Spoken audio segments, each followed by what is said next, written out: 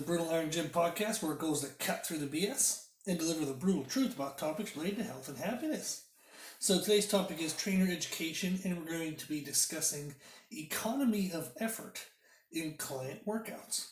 So what this is in response to is a conversation I was having with a client who's also a trainer, and we were just talking about trying to create the most efficiency in client workouts, but not in the sense of like trying to get them done super quick, but more like how many things can we accomplish in a training session. So often most trainers, they try to, and this is appropriate, and it's a growing stepping stone kind of thing, is they'll try to create workouts where, let me make sure I can address each thing that I want to address in the workout. And then eventually you start realizing, okay, I can kind of multitask on a couple things. Like I can, quote unquote, kill two birds with one stone on this exercise and that exercise. And now all of a sudden, not only can you address everything you need within the workout, but you can kind of double up on things. So say you have a client who needs to get stronger faster. So typically in our workouts, we try to do some type of like movement prep, make sure they're safe and healthy and, ready to work out. Then you'd have some kind of strength stuff. You maybe would have like muscle manipulation. So that would be like maybe they need to, build muscle in a couple of spots. Like they need like more strength and kind of muscle in their upper back for posture. Maybe they want, more defined or stronger abs. So you try to add that in. But it's something like muscle manipulation is usually like a muscular focus. So whereas like strength movements, you're going to think of like, maybe in lower body, like leg movement. So it's kind of like overall strength in the lower body. Whereas like muscle manipulation is kind of make this one thing better. Can I balance out their hamstrings compared to their quadriceps? Or, their back muscles compared to their push muscles? That kind of stuff. And then we have muscle cardio, which is like how do we burn up some calories, take care of some lung health, that kind of stuff. So we'll go through this in a second of what I would consider as a good complete workout. But like I said, if you have somebody who the first thing you'd want to do is make sure you address each of those at least once in a workout. And then as you get good at doing that, you can say, okay, what does this person need more of? So if they need more strength, we're gonna make sure that their workout has time to where you can almost do like a second strength stimulus exercise. Maybe they need more mobility, so you'll do like their whole workout and have extra time at the end to work on more mobility stuff. So you want to kind of become more and more and more efficient in your client's training. Again, not to shorten the sessions, but try to get more within the session.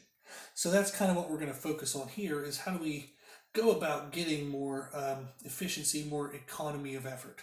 So like we said, the general concept here is going to be trying to kill two birds with one stone. Is how can I make the exercises I do, rather than have them check off one thing on my list, can I pick exercises that check off a couple things? So we're going to be discussing that. And then also, this podcast is for trainers, so I'm going to be talking to a trainer, but also anybody listening to this is what we want in our own workouts as well, is just how can I get more bang for my buck kind of thing. But if you are a trainer, you would want to be the best trainer you can be. And in order to be the best trainer you can be, you need to eventually get to the level where you're checking off multiple boxes with single exercises, because you can get your clients faster results than trainers who don't do this. So that's going to make you not only your best for your own purpose and your own benefit, and because you want to be the best that you can be, but it also does help you business-wise if you can be better compared to your kind of competition, so to speak. So that's a good thing to do, okay?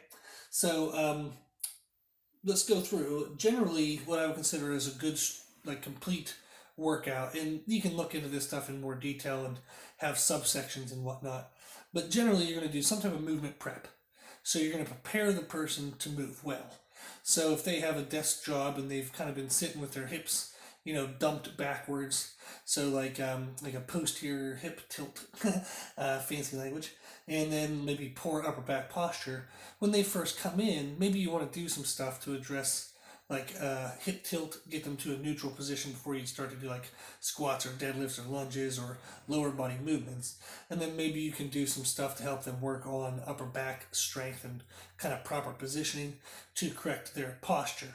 Now, a lot of posture is just kind of awareness, but that's what you can do with movement prep is do drills and do things that kind of add to their awareness. And then also sometimes people do have just tight musculature. So you'll have people who have tight chest muscles from them just kind of sitting hunched forward, rounded over all the time. Their chest muscles are kind of shortened most of the time. And especially if they tend to sleep on one side or the other, they'll have a tight side. So you want to kind of address that in different ways. And we'll go through some examples here in a second.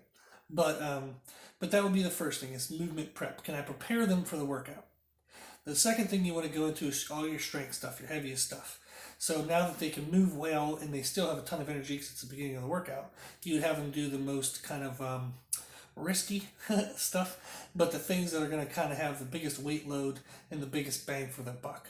So you would kind of get that out of the way first. So that would be strength stuff.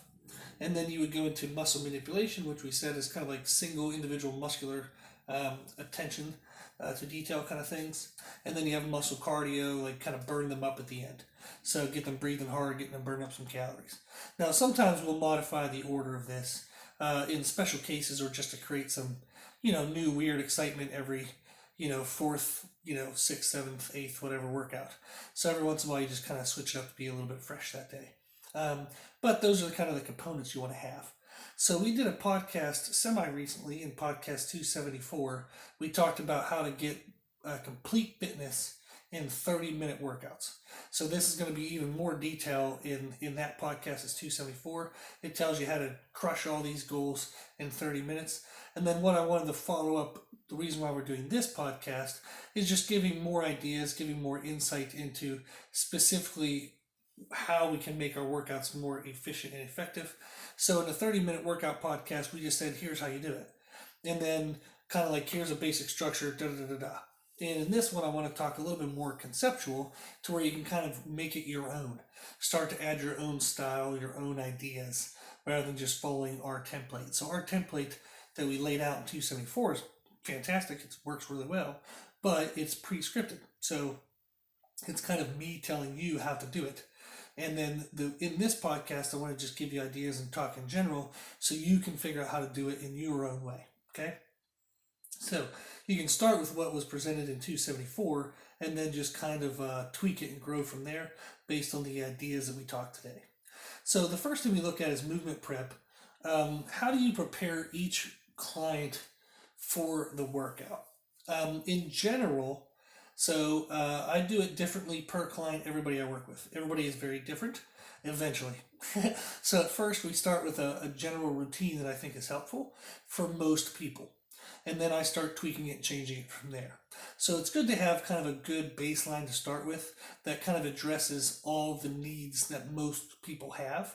And you can start from that and then start tweaking it and molding it. So it's good to have a good place to start from rather than just kind of winging it every time somebody comes in and maybe you're missing some things that with a good structure you would be more aware of and more attentive to. So typically, for example, we'll have some like most people are going to have tight adductors. So kind of like groin, like inner leg, inner thigh muscles from sitting a lot. So they're not going to be, those muscles are not going to be as open to a squat stance or deadlift stance or like a leg press stance, hack squat stance of their feet being as wide as their shoulders or even a little bit wider. So most people, if we're sitting in a chair, our knees and our thighs are kind of just in line with our hip, not even our shoulders, just our hip. So you try to get them out to shoulder width and all of a sudden that maybe can create like pre-tensioned tightness. And then they try to squat down to parallel, those muscles won't stretch very well and it can cause like a posterior tilt like in the hips at the bottom, which runs risk of like lower back injury if they're spinally loaded. It can also just cause like lower back stress because they're losing proper positioning of the spine. So tight adductors is something that most people run into. So I might start them with like foam rolling the adductors for maybe just 60 seconds per side. And I think that's a great place to start because it's very quickly taught. You just say, hey, do this, and you plop down the ground, you show them a couple times, and they can go. So it's not a lot of teaching time, so it's pretty quick go. And then often I'll have, except for like elderly population, but most population, I'll have them foam roll their back, so their upper back, shoulder blade area, maybe even into the top of the spinal erectors. But that's going to be a pretty sensitive area as you go down into the lower back and below the thoracic spine. So we might stay more so in the shoulder blade area and do some foam rolling. Maybe have them drape their arms up over behind their head as they're laying down, do like some snow angel type movements, kind of open up the musculature on the front side of the body and get them more to a healthy curvature of the upper back. So I might do foam rolling for that, so adductors and upper back. Then we might have them do some static or like contract release type stretches, which are like PNF stretches. So we might have them do that, and then they'll do like some arm swings and shoulder movements if we want to do some extra upper body stuff. So I have a routine that I typically take people through to start with that takes about 10 minutes. Now, that can be a large investment in a 30-minute workout. True. But the first time you meet with somebody, it's a good chance for you to just kind of talk with them, get a feel for their skill levels, talk about like if they have injuries in the past, like how do they feel doing this one drill? Does it feel tight? Does it not feel tight? And you can all of a sudden start really tweaking that and maybe getting them down to even just like 3 to 5 minutes. But that first time, it's good to kind of make sure you go through it all to see what they have or don't have. So a lot of people, if they're brand new to kind of exercise, they'll have no freaking clue if they're tight because they don't know what tight is. They have no clue if something is good or bad because it's just the way it always is. So getting them into positions like, say for example, a lunge stretch. Hell, if they can't even get into a lunge and their upper back is rounded over and they talk about the front of their hip being so tight, well, that tells you that they have a lot of issues with tight quads, tight hip flexors, maybe even IT band problems that wouldn't show up until you started squatting. And they would say like, oh man, I'm having like this pinching pain in the front of my hip, or I'm having this pain on the outside of my knee. And then all of a sudden you have to come back and try to figure out these stretches. So it's good to kind of throw them in these positions right away, see if they have any issues with them. If they don't, then move on. But if they do, then you have to keep addressing that. And maybe in the next workout, you can try to find a more economy of effort, a more efficient way of addressing it. So maybe you can start doing different types of stretches or different type of dynamic warm-up drills that have that stretch mixed into the movement. So that way you can kind of get that stretch plus some other stretches all done in one kind of layered movement. So you can just YouTube search dynamic warm-ups and there's tons of examples. So there's a YouTube channel called Redefining Strength. And there's a lady who does a lot of good videos that shows variations of stuff. And I believe she has a good dynamic warm-up video that has a lot of options to it. So that's pretty much like the most basic ways to start people with movement prep is things like foam rolling, static stretching, and dynamic stretching. You also can find that like for your bodybuilding clients, if you have a pretty well-balanced program, they're going to usually feel pretty good most of the time. So they might not need to do that type of boring basic type warm-up and movement prep. So you might have them do like priming exercises or pre-exhaust exercises, and that can be their warm-ups. So for example, you might have them do a couple sets of 30 to 60 seconds of like chest flies, either on a machine or something nice to the joints like cables and stuff, and then maybe they'll do that as their warm-up before they go and do like dumbbell presses. So rather than doing, arm swings and a doorway stretch for their chest and all this stuff, you can just have them do light load into medium load cable flies or like machine flies and stuff like that. And that opens up a tight musculature of the chest. That gets blood flowing into the shoulders, the elbows. It gets the mind muscle connection with the chest. So then when they go do, dumbbell presses or barbell presses or whatever you're doing with them for their main chest movement, for their strength movement, they're warmed up, they're ready to go. And that also improves mind muscle connection. So for some people, like I'll have them come in and we might just do adductor, abductor, machine in between our light sets of leg press. And then all of a sudden when we get to heavy sets of leg press, we'll drop out the adductor abductor machines and maybe switch in for like some type of hinge movement, since the leg press is more of like a knee bend type movement. So I might use the adductor abductor as their type of warm up to get the blood flow into the hips. It doesn't warm up the knees very well, but it warms up the hips, which is where most people are stiff anyhow. And then the lighter sets of leg press, which you would have to do anyhow to get them to heavier sets, you have to warm up the exercise. That can serve as their knee bend warm up.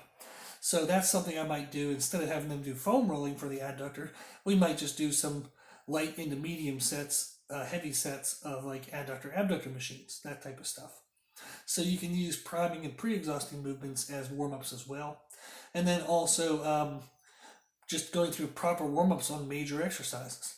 So if you want someone to get into barbell squats for the day, and say they have some pretty good familiarity with barbell squats, they can squat around their body weight, okay? You might have them come into the gym, maybe do like one dynamic stretch like movement. So maybe like a lunge into like an arms overhead position for like the thoracic spine, and then they extend back, push their hips back, and do like a calf and hamstring stretch. So there's like kind of that whole motion you might do, where like if they have their left foot front like forward in a lunge position, so they might arms over their head and push their hips forward, and that kind of stretches like the down knee side of the hip flexors and stuff, the quad, the front of the thigh, and then like they'll bring their arms down to the ground, they'll push their hips back, bring their chest and head back, and shift their hips back, and then all of a sudden you would straighten out that front leg, and that becomes the calf and hamstring stretch for the lead leg rather than the down leg. So they might do a few reps of that per side, then they'll do barbell squat. Okay, they come back to the dynamic stretch, they do a few reps of that per side, then all of a sudden you go to 95 pounds on the squat. They come back, get a third set of the dynamic stretch, then you go and maybe do 135 pounds on the squat. And then that's pretty good. That got them warmed up, got them moving. You also introduced the squat already. So rather than doing a set of the stretch, then bullshitting, talking for 30 seconds, doing another set of the stretch, bullshitting, talking for 30 seconds, do another set of the stretch, and then when you go over to the squats, you do an empty, like you do the bar, then you bullshit and talk for a second, like then you do 95, then you bullshit and talk more. Like there's just so much time wasted. So the more you can layer things, like layering movement prep warm-ups into the major exercises, that's a really good way to kind of get more done in a shorter period of time. Okay, so now for strength movements, one of the great ways you can do is simply just take short rest periods on their warm-ups. So if they're warming up, they don't need rest. Okay, you do a set, you add weight, do a set, add weight, do a set, add weight. And then maybe after the third or fourth one, you might give them 30 seconds to 60 seconds to breathe a little bit. But there's absolutely no point in doing something that's like 20% of your max and then standing around for 2 minutes bullshitting about nothing. So you just give them quick little tips if there's anything to fix on technique. You give them one or two things to think of, they do the next set. You give them one or two things to think of, you give them the next set. And you just move fast. So short rest periods on light weights, it's that way you can then take longer rest periods on the heavy weights. That's a good way to save time. Another thing, like we said, is to use your rest periods. So for example, supersetting dynamic warm-ups into the warm-up sets of the main exercise is a great way to do it. As you get past the first couple like warm-up sets of the main exercise, you can then add in secondary exercises. Like we said, is adding like a hinge movement with your leg presses. So that's a really good idea. You might find like for squats, maybe they have a little bit of weakness in keeping their knees out. So you might throw like a hip circle or band around their knees and have them like just do external rotations to work their glutes. So they'll stand in like a partial squat position, let their knees fall in, then they'll push their knees back out against the band. And that can really help cue that external knee rotation for the squat as well. So it makes their main movement better, but also serves as a pretty good glute exercise. So that's going to be something you can cycle in as well. So typically what I do is I superset things into their warm-up sets and their working sets of strength movements. So strength movements done correctly are going to take anywhere from 3 to 5 minutes that you have to have rests. There's no point in doing nothing for 3 to 5 minutes. So for the first couple warm-up sets, you add warm-up movements. So then maybe in the middle sets, you add middle intensity stuff that has to do with some type of cueing for the large movement. So like we said, like hip circle external rotations to help them externally rotate on a squat. Then maybe towards the end, you start moving into more larger compound movements like bodyweight lunges in between squats. So that way it works unilateral, kind of like balancing. So it works unilateral strength, so equaling out side to side. It works a little bit on balance, like walking lunges, and it also adds a little bit of a cardiovascular component to it. And it just targets the same muscles but in a different way. So that's a really cool sequence you can go through. Is by the time you do, say, anywhere from like 4 to 6 warm-up sets on squats, and then you do anywhere from 3 to 5 working sets, you could have, say, let's just say 9 sets, okay, of squats in total, counting warm-ups and working sets. Well, the first 3 sets of squats, you pair it with a dynamic warm-up. The second 3 sets of squats, you pair it with like a medium intensity cueing exercise. The last 3 sets of squats, you pair it with something larger like walking lunges. So you kind of work your way up in intensities and more musculature involvement as you go through your supersets.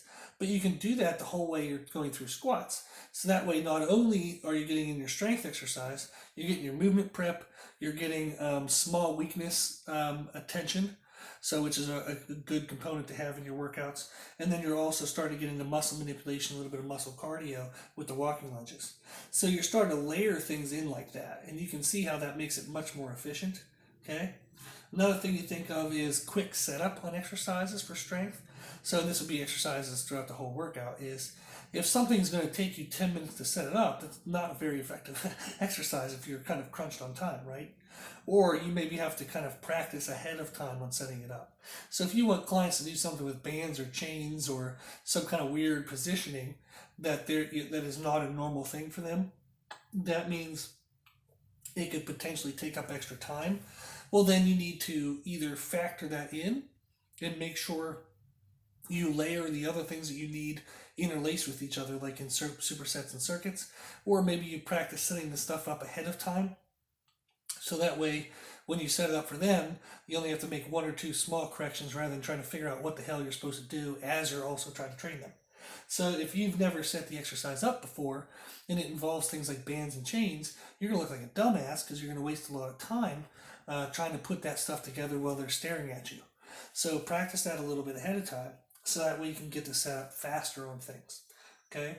And then also selecting appropriate variations for your client's abilities. So if you're trying to get your client to do something that's going to take an extreme amount of instruction, and they're probably not going to be very coordinated for it, it's probably not the best thing to pick. So you want to pick something that'll challenge your client and maybe is 1 step above their current ability. But if a client isn't even familiar with regular barbell squats, don't try adding bands and chains and all of a sudden do a box squat versus a regular squat, because those are completely different techniques. So if they don't even know how to do one, don't start teaching them something else. So make sure you are aware of instructional time, and make sure that whatever you want to try to show them isn't that far ahead of their abilities where it's going to take you freaking the whole session just to teach them that one thing. Okay, so understanding more variations of that. So maybe that one thing addresses something you want, but it's probably not the only way to address what you want. So you have to look up other variations of things and see if you can figure out maybe things that are easier for them to learn or faster for them to learn. Okay.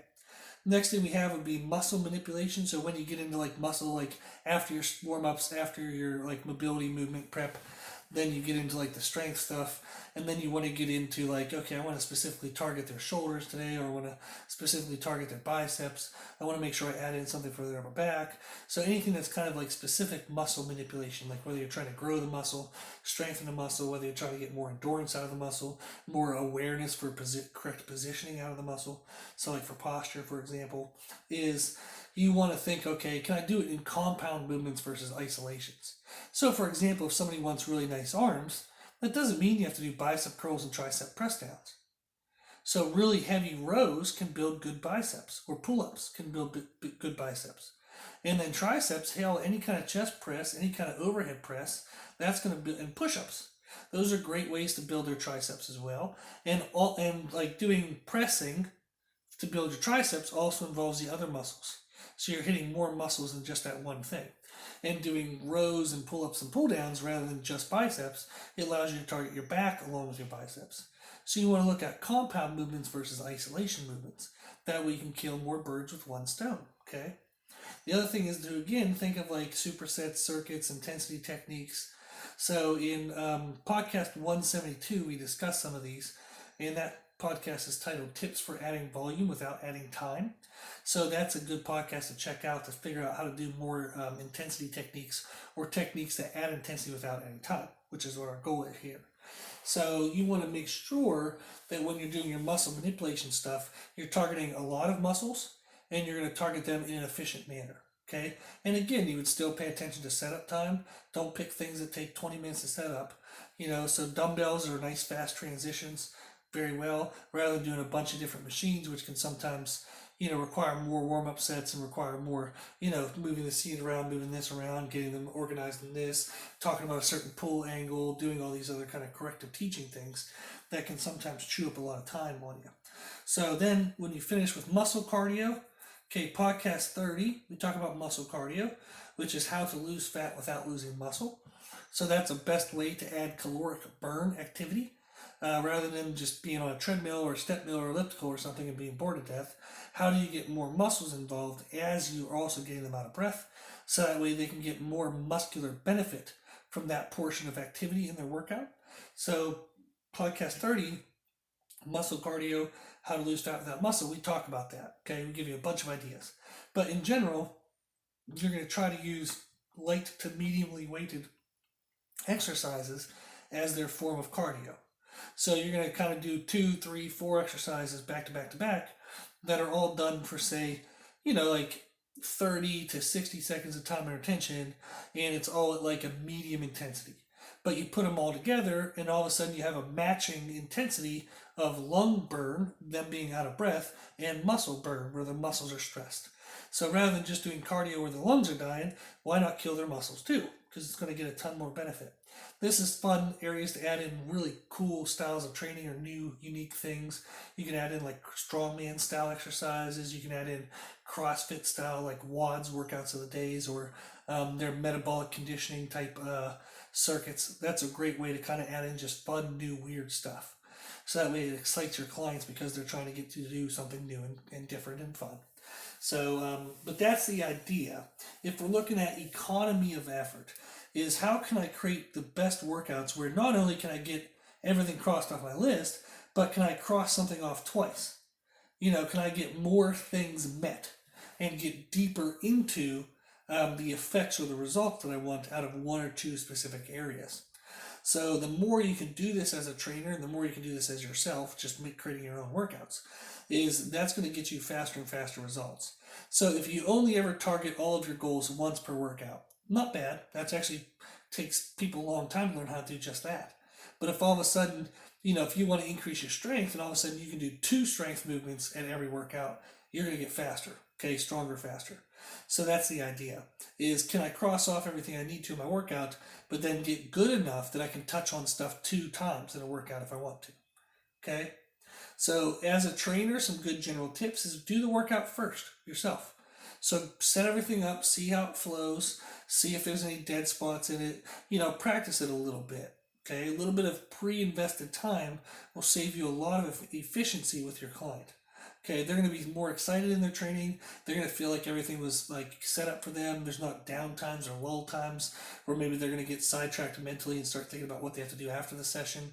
So it's going to make for a better experience for them. They're going to kind of get better word of mouth for you, get more client retention. They're going to hang around longer because they're happier in their training. So it has a lot of benefit to make sure that you're prepared before you would train your client through these workouts. And then for each exercise, think to yourself, how many boxes can I check with this exercise? So if I know I want to work their back and their biceps in the same workout, why the hell would I do a back exercise and then a bicep exercise? Okay? The back exercise done for correct volume will take care of the arm training for most people. Now, if you're getting somebody who's specifically aesthetically based, like, bikini, figure, fitness, physique, men's classic physique, bodybuilding, blah, blah, blah, blah, blah, all those categories, yes, they might need individual isolations on biceps to balance out their biceps compared to their triceps, but those are very specific cases. So in those cases, yes, sometimes you need isolations, but you still want to try to find the biggest bang for your buck isolation rather than something that's really nitty gritty small that might not have a great effect on it, okay? So that's the idea with all this, is to experiment, then analyze, and then adjust and repeat. So when you go through these workouts for your clients, pay attention to what happened. How did it feel? How did it go? What was the flow? Okay, make some small adjustments and then try it again next time. Continue to try to perfect the workout because you're going to get better and better ideas each